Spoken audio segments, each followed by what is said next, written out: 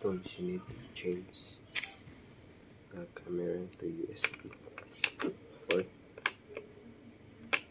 Lighter, nice, and electric tube and electric tape. So in order to change the port, cigarette port into USB port, we need to remove this one. So this is the cigarette port. So now we will connect the two wirings, this one, the USB port, and from the camera port. So let us now try. So it's working.